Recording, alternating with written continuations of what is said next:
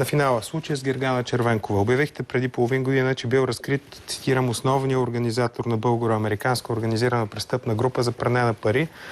Обвързахте задържането и дори с визовия режим в Съединените щати, ако не ме лъжи паметта. Съжалявате ли сега за казаното тогава, защото се оказа, че тази жена не е наркобос на два континента, е просто анализатор на ниско ниво в една компания.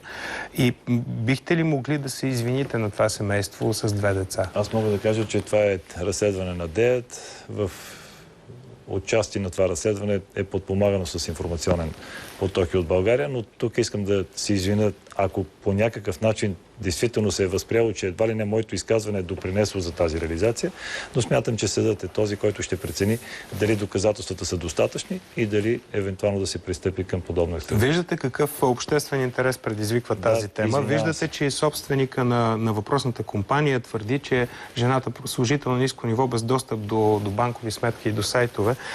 Спомням си, че ГЕРБ щедро подпомогна българския пилот, който беше осъден в Гърция за една катастрофа, в която няма никакво участие, самолетна катастрофа. И платихме хонорара, който беше необходим. Така, спомнят си всички. ГЕРБ сега ще опита ли да помогне на Гергана и близките и в тази ситуация по някакъв начин? Ще се опитаме да помогнем.